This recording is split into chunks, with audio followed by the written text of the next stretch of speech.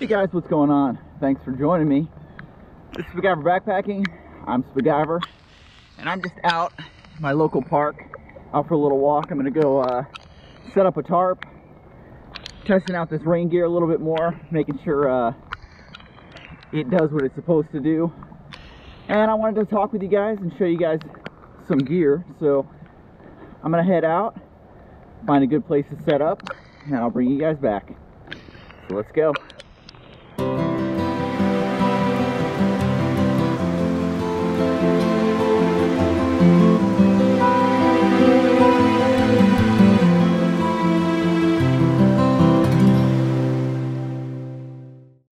Hey guys, thanks for joining me. So I'm out here, I've got the tarp up. This is the big blue tarp, the Cedar Ridge Outdoors one. I'm kind of towards the end of it just so that there's more light coming in here.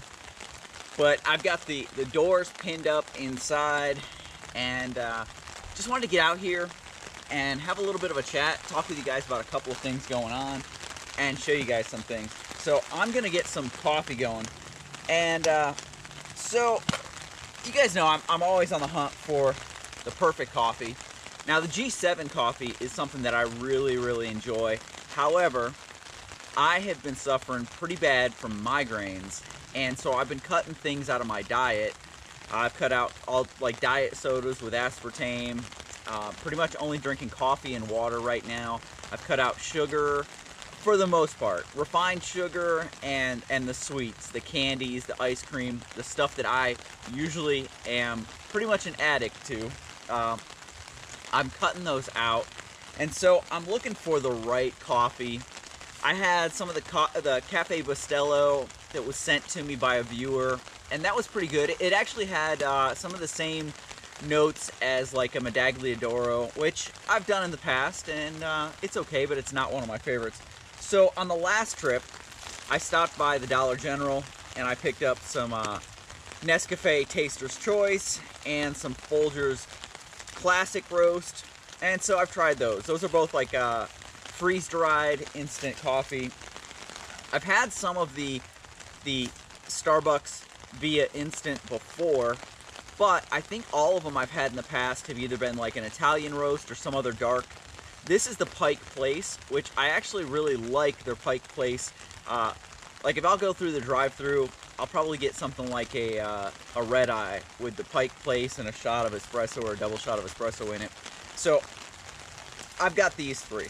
Now I tried these two on that last trip, and I gotta tell you, no. Taster's Choice is a little bit better in my opinion than the Folgers. The Folgers is pretty horrible. So today we're gonna try the Pike Place, and what I'm gonna be using for a stove is another one from MySurvivalPack. So it packs down into this. Inside it has a wick. That's a carbon felt wick that just kind of goes around the outside. And this is MySurvivalPack Core Polar. So this is their polar stove. It's meant for the colder temperatures, and that's why it has that wick in there. But then it's got these two pieces that go together like so. So they just join together and then fit down inside of that wick. And really, this becomes a lot like a Fancy Feast. It's got a wick in there, and it's got a pot stand. So this is my cup, but imagine the pot just sits down on top, and it works really well. It's a nice small package. It's not exactly light. It's 43 grams, so it's not exactly light. But it also has the option, if you need to boil something faster, it has a higher wick, so that there's about a 1/4 inch of the wick that stands up above the base, and so it burns a lot hotter, and so you can do a little bit faster boils there. So what we're gonna do today, I'm gonna boil up some water or heat up some water and try out this Pike Place. But I really wanted to come out here today to show you guys. All right, I walked away from the Spiguyver stove. This was one of my favorite stoves, one of my most used stoves. This is like a 5 to 6 gram stove. A really lightweight stove. When you talk about a 43 gram stove and a 5 to 6 gram stove, there's a big difference there in the weight. But I had the trip out on the Eagle Rock Loop where I had knocked over my food twice, and it could have gotten to the point where, you know, I started a fire, and I know some people have chastised me for even taking an alcohol stove out that could tip over, but let's get past that. What have I done to make this a more viable stove? Well, let me get stuff set up for coffee, and we'll come back and talk about that. Okay, so I've got the water on right here. It's a little bit chilly out here today. I've got my Patagonia R1 on. So I came out here with that jacket on. That is my Columbia Titanium Outdry. It's the one that actually has a little bit of a fleece lining. It's not the super lightweight one. It's more in the 12 to 13 ounce range. So it's a little bit heavier, but it definitely, on days like this, is really nice because it really heats up, keeps you warm, and is perfect. I have not had any problems. I've had that out in the rain probably 3 times. I've taken it out for walks in the rain, and an hour or 2 in the rain, I've not had one spot that's wet through at all. Condensation inside is a little bit of a problem, which is why I'm probably going to have to look for something different for summertime, or even go back to my anti-gravity gear one, which I'm fine with because I don't really use rain jackets all that much in the summer. I will probably respray it with a DWR coating just to make sure that it's good to go. So one of the things I wanted to come out here and talk with you guys about, like I'd mentioned, the Spiguyver stove. Great little stove, fast burner, pretty darn efficient, and super lightweight. But I was having trouble with when it's cold, you know, you're out here, your hands get a little bit stiff, lose a little bit of dexterity. So what can I do to make the Spiguyver stove better? Well, I actually had a guy that contacted me and said he could make me like a little titanium plate that would have little arms that came up and held this in, and that would probably do it. But then now you're carrying a plate, you've got to figure out where to put that. I like to drop this right inside of my cook kit and not worry about it. So what I did was I came up with a couple of new ones. So 6.2 grams, made out of the smaller diameter. This is like the same size as the Red Bull can. So you can see it's a little bit bigger than the normal Spiguyver stove that's made out of the 6.5 ounce Starbucks can. This is made out of the 12 ounce. This is one of those Diet Cokes that's a little bit taller and more narrow, but it could also be out of one of the Red Bull cans. So I'm going like 3/4 of an inch pretty much from here to here. So the burner from the height to the bottom. And then I went with a monster can, and for 7.1 grams, I've got a bigger one. So this one works out really well. This still works really well for my smaller pots, the 450, and even my 550 to some extent. But for the 550, this one works really, really well. It's just a little bit wider, and it provides just a little bit better support. For my 700, this one right here out of the monster can works really, really well. And so I'm using pretty much the same height, about, you know, it's approximate. None of these, no two are exactly the same. I don't actually go through and measure and cut all of them exactly the same. I kind of put lines and marks wherever I think I need them and cut. So this is the lineup. You've got the normal Spiguyver stove, Spiguyver 2 is what I'm calling this one, and Spiguyver XL for this one. So just different sizes, as you can see right here, different sizes that you can use for different size pots, and it provides a nice stable platform. Okay, so I've got the polar core going over here. I probably put a little bit too much water in there, or I mean too much fuel in there. Water is steaming right now, so it's coming up to a good temperature. Like I said, I'm going to use the Via Pike Place, which is one that I actually kind of like. So I'm going to go ahead and just drop this into my cup for right now. And then if I want to, I could actually heat up some more water. And that's what I might do, is heat up some more water and do a back-to-back comparison with probably the Taster's Choice, just to see how big a difference there really is there. So let me finish getting this going, and we'll come back and check that out.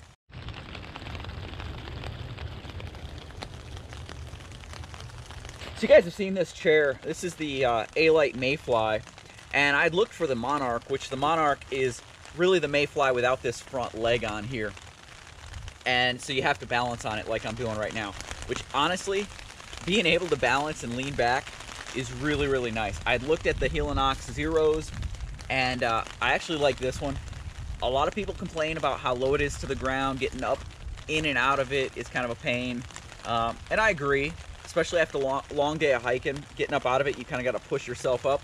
But being able to kind of lean back and relax, it's actually really, really nice.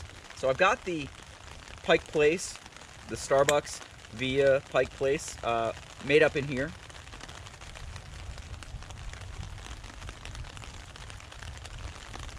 And it's not horrible. It isn't a lot like, it really doesn't taste like the Pike Place that you get, that they brew. Honestly, it has a lot of the same notes as that Cafe Bustelo and the Medaglia d'Oro, which to me is almost like a molasses note that I'm not a huge fan of. So, let me finish heating up this water. We'll get the Taster's Choice made up and see how that one is. Plus, in a few minutes, let's talk about some of the stuff going on in the hammock community. Some things I wanted to kind of talk about. All right, so I've got both of these cups of coffee made up. I've got the Pike Place in my GSI mug, and I've got the Taster's Choice house blend in my Tokes 550. So let's give them both a try. Ooh, that one's still hot. That's really hot.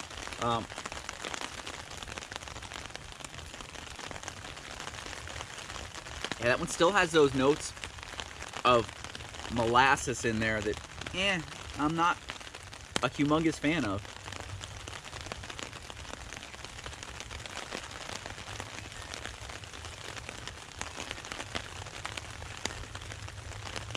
I honestly gotta say, if I'm choosing between the two of these, I think the Taster's Choice, which is $1 for 10 packets, as opposed to the Via, which is $6 for 8 packets. I think I'm gonna give it a little bit more time, try them both again, and I'll let you know. But right now, I think I'm actually leaning towards the cheaper Taster's Choice. I'm gonna have to also look up how much caffeine is in each. I'll put that down below so you guys can see it. But I don't know. Neither one of them are my favorite. All right, so while I'm waiting for these to cool off a little bit, let's talk a little bit about something going on in the hammock community. So there is definitely a rift, a division that's been it's been put out there, because there is one part of the hammock community that is, well, one vendor that is suing another vendor. If you guys want the details, you can go find them. But what has happened is people have aired their opinions, their sides of it on social media.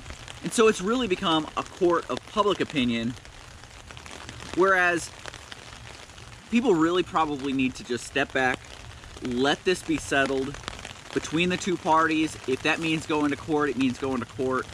But I don't think any two people out there have, well, even if we look at the plaintiff and the defendant in this case, I don't think if you listen to either one of them, you're going to get the full story or 100% of the truth. There's always at least 3 sides to a story. Plaintiffs, the defendants, and the truth. But the truth from whose perspective? And so that's where the court of public opinion is deciding a lot right now in the way that people are spending money, how they're supporting one side or the other. It actually reminds me a lot of the first aviation law course I took. So we walked in on day 1. He asked if anyone had ever heard about the McDonald's case. The case where the old woman spilled the coffee on herself and sued and got, I believe it was in the range of $3 million. And most of the class said, yep, we've heard of it. And he said, how many of you think that was fair? And it's like, coffee, it's hot. yeah, no. I mean, $3 million for spilling coffee on yourself? If I was to spill this on myself right now, is Taster's Choice going to give me $3 million? I don't think so. Speaking of that, let's try it.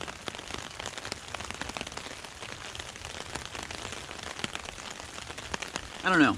I don't think I'm a fan of that one either. I think I'll stick with this one for right now. Alright, so that was said pretty much day one of the class. Weeks later, we're sitting in class and we're doing case studies. And the case that we're talking about, we don't know any of the real details, but he's telling us kind of what's going on. So there's an industry, and industry standard is this. There's a level here. And this one company isn't adhering to the industry standard. So if industry standard was here, they're here, or here, depending on how you're looking at it. But they're not at the industry standard. They're doing something outside of the norm. There are 12 other companies in this industry. All are doing this, and they're doing this outlier. And because of this outlier, what they're doing, where they're not adhering to what everyone else is doing, 700 people have filed complaints, not just complaints, but have filed medical forms showing that they've been injured by this product. And time after time, this company has said, well, this is the way we're doing it. We don't care that you guys have been hurt.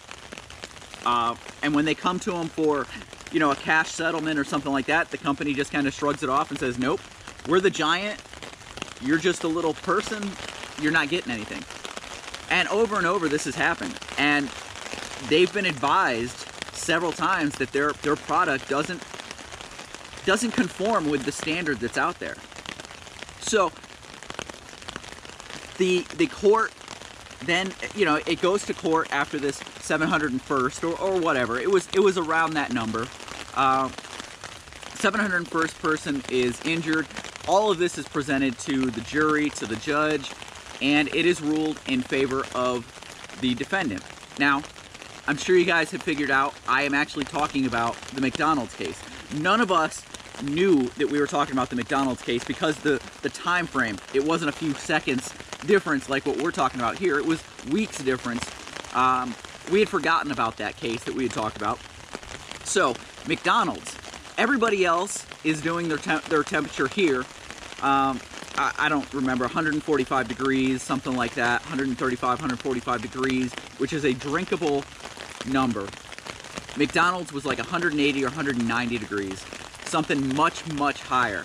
And so this woman was in a car, the car was not moving, and the lid came off.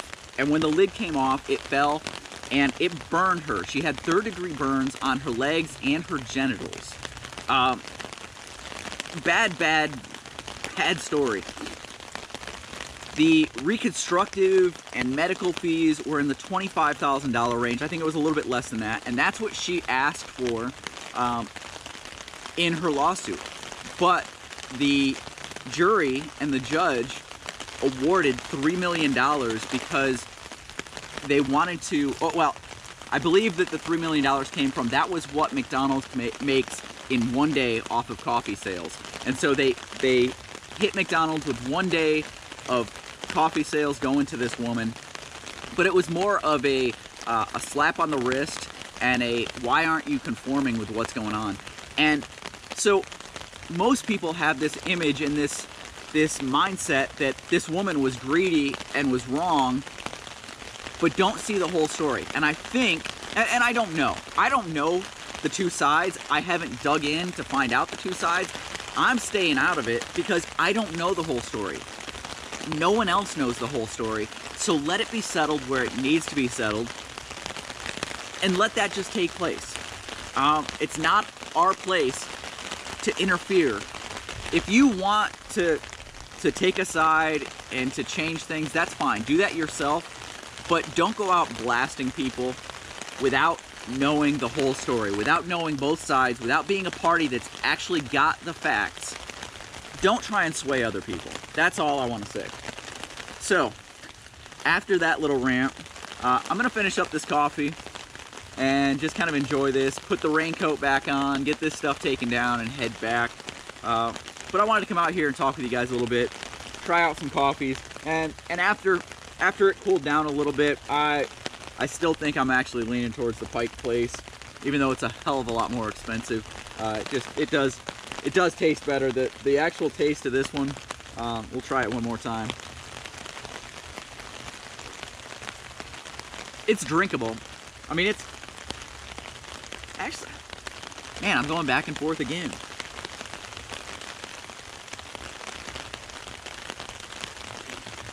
It has more of a coffee flavor, but it definitely has that I'm not real coffee, I'm an instant coffee hint to it. Whereas this one, like the Cafe Bustelo and the Medaglia d'Oro, have that molassesy flavor that I really don't like. So, I don't know, guys. I'm still on the search. I'm still on the hunt. If you guys know of a coffee out there that is a good coffee flavor, not too molassesy, not too thin, but good, and has a nice content of caffeine. There is one that's in the mail right now coming to me. I believe it's Alpine Start or something like that. I'm going to try that out. A lot of people have said good things about that. I'm still on the hunt, guys. That G7 is pretty much the perfect coffee, but I am trying to stay away from the sugars right now, just to try and help out the migraines. We'll see. All right, guys. Thanks for hanging in there and listening to my rants today. I will see you guys down the trail. Cheers.